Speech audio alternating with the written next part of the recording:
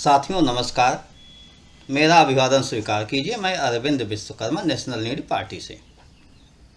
दरअसल जब कोई घटना घटित हो जाती है, कोई दुर्घटना हो जाती है, तो ये तो मैं भी मानता हूँ और आप भी मानते हो कि घटना दुर्घटना को रोकना केवल एक ही तरीके से संभव है कि बेहतर प्रशासनिक व्यवस्था लोगों को उपलब्ध कराई जाए, विवाद की स्थिति को टाला जाए, लोगों के घरों में संपन्नता आ जाए, सामाजिक भेदभाव न हो आदि ऐसे कुछ काम किए जा सकते हैं कि घटना दुर्घटना को रोका जाए।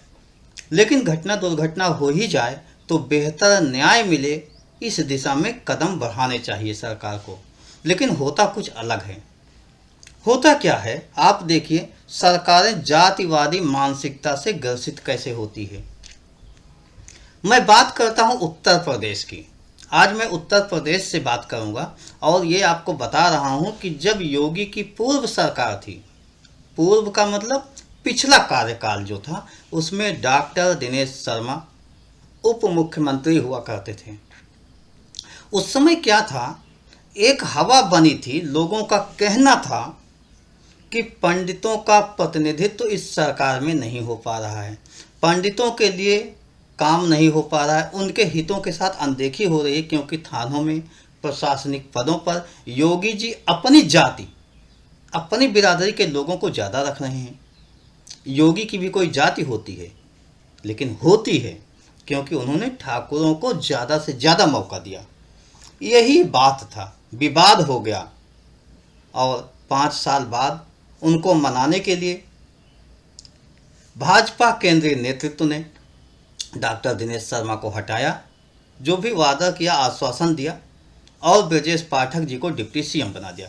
ब्रजेश पाठक जी जाति को संभालने के लिए अपना तन मन धन पद सब कुछ दांव पर लगा दिए। उन्हें तो यह भी नहीं पता कि मैं उत्तर प्रदेश जैसे एक सूबे का उप मुख्यमंत्री हूँ। भेदभाव नहीं करना चाहिए। उन्होंने शपथ भी तो ली थी, लेकिन उस शपथ का कोई मतलब नहीं रह जाता। वर्तमान में नौकरशाही या नेता दोनों के लिए जो कागज के टुकड़े पर शपथ ली जाती है, उनके लिए कोई महत्व तो नहीं रह जाता, जबकि वो कागज का टुकड़ा ही हमारा संविधान है और उसको हम लोग माथे लगाते हैं, उसी के अनुसार आगे बढ़ते हैं।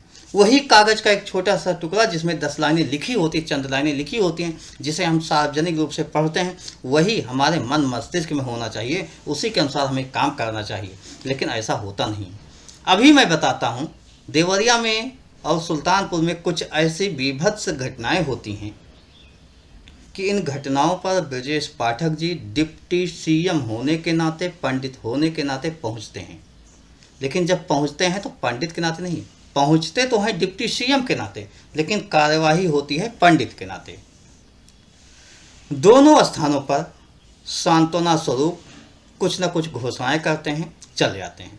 खैर, कोई भी सरकार हो, उसे मरहम लगाने का दायित्व बनता है और लगाना भी चाहिए।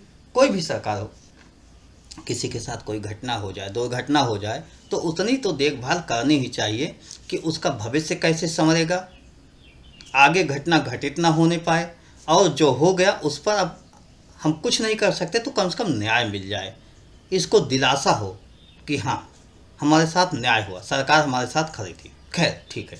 लेकिन इसी समय ध्यान देने वाली बात है कि कानपुर देहात के निनाया गांव में 2 विश्वकर्मा भाइयों की भी हत्या होती है।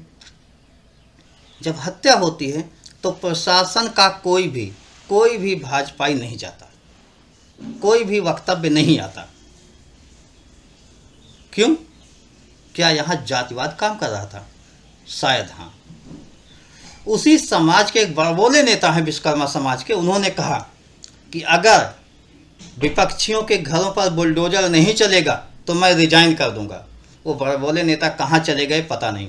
उन्होंने अपने लेटर हेड पे, मैंने तो नहीं देखा, हो सकता है आप लोग देखे हों, मुख्यमंत्री जी से कोई मांग नहीं की, प्रधानमंत्री जी से कोई मांग नहीं की। और एक दूसरे भी नेता हैं जो एमएलसी हैं, वो साहब वहाँ तक जाते हैं, उसके पहले मुख्यमंत्री जी से मिलते हैं, ये कहते भी हैं कि मुख्यमंत्री जी ने कहा जाकर स्थिति देखिए, रिपोर्ट दीजिए। लेकिन जाने के बाद कोई घोषणा नहीं कर पाए।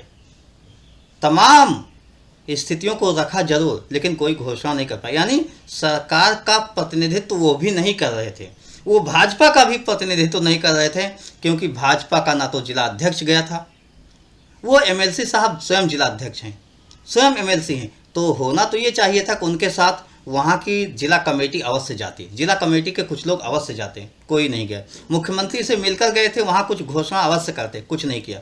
यानी जातिवादी मानसिकता से यह सरकार ग्रसित है, भेदभाव रूपी काम करती है यह सरकार। खैर, उससे हम आगे बढ़ते हैं। जब फांसी का फंदा स्वयं के गले पर आ जाए तभी समझ में आता है कि अब अच्छा नहीं हो रहा है।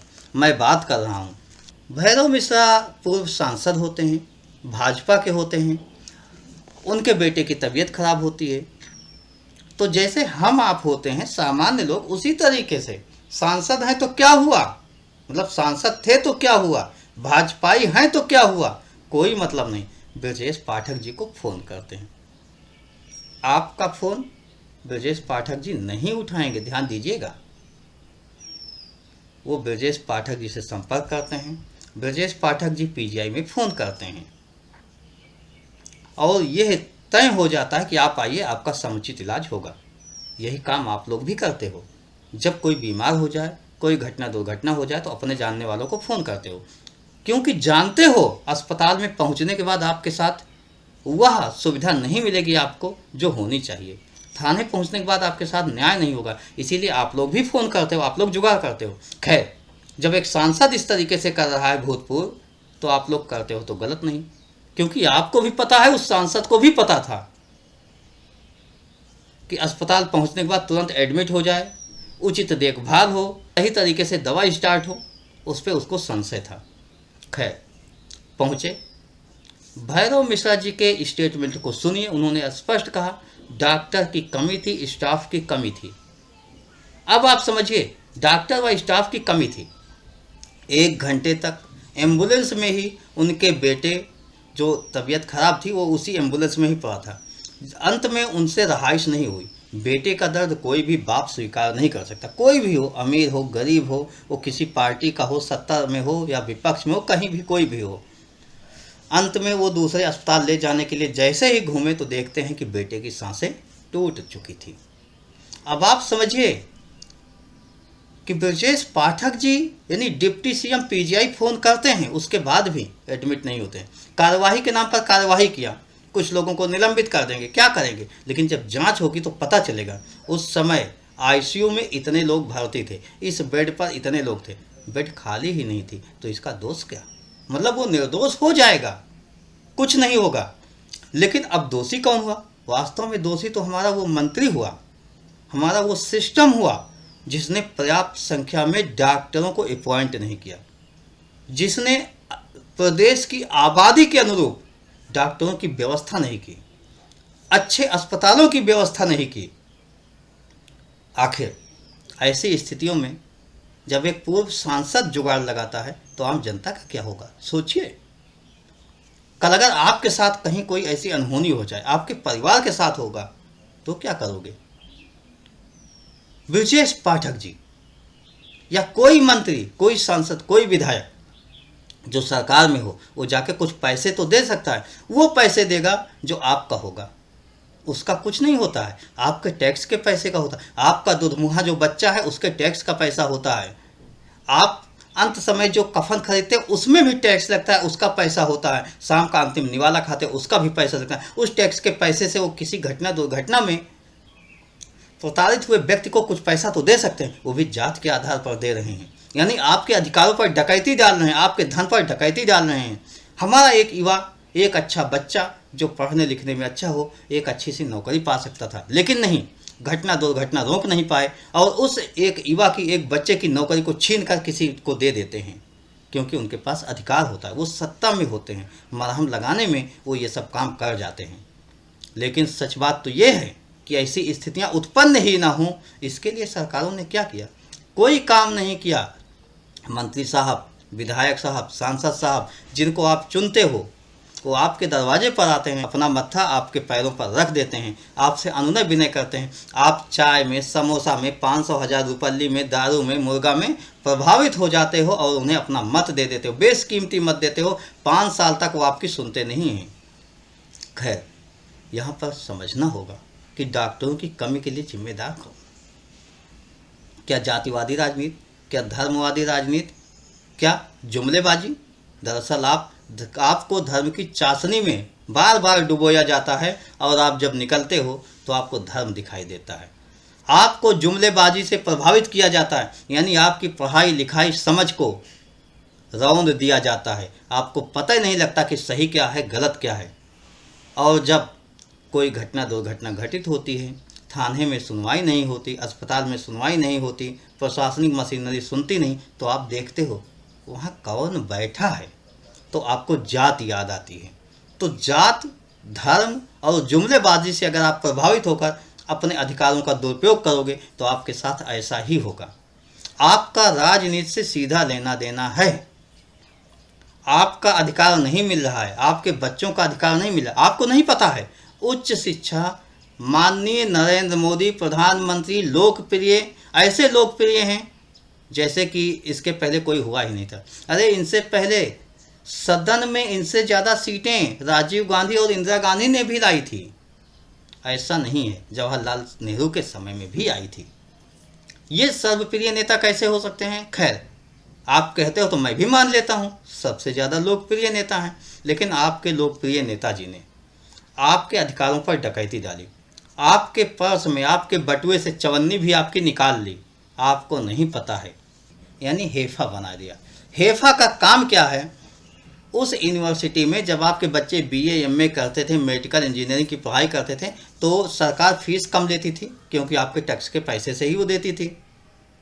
बच्चों को स्कॉलरशिप भी दे देती थी। बच्चे ट्यूशन व्यूशन पढ़ा कर कुछ पैसे जुगाड़ करके, माँ बाप कर्ज लेकर मेहनत मजदूरी करके अपने बच्चों को पढ़ा लेते थे। लेकिन अब यूनिवर्सिटियाँ क्या करती हैं? हेफा से लोन लेती हैं, लोन लेकर कमरे बनवाती हैं, टीचर का पेमेंट देती हैं, जितनी भी व्यवस्था होती है सब हेफा के लोन से ही करती हैं। अब हेफा का लोन तो देना होगा, यूनिवर्सिटी के पास पैसा कहाँ से आता है आपको मालूम है?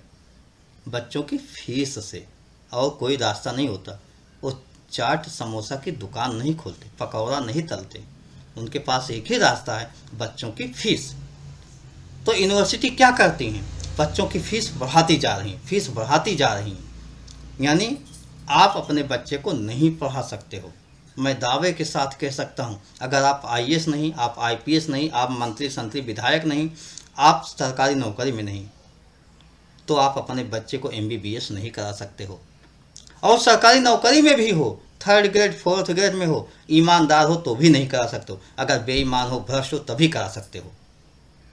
मैं ऐसा क्यों कह रहा हूँ? क्योंकि आपके पास परिवार है, आपके पास बच्चे हैं, आप अपने बच्चों की पढ़ाई में बहुत पैसा खर्च करते हो, घर बनवाते हो, शादी ब्याह करते हो। उसके बाद मेडिकल की पढ़ाई के लिए 50 लाख से 1 करोड़ रुपए कहाँ से आप लाओगे भाई? आप बता सकते हो आपकी तनख्वाह कितनी होगी? काउंट कर लीजिएगा एक बार ईमानदारी से कि क्या तनख्वाह में इतना पैसा आपने बचा लिया कि अपने बच्चे को 1 करोड़ रुपया दे पाए हो।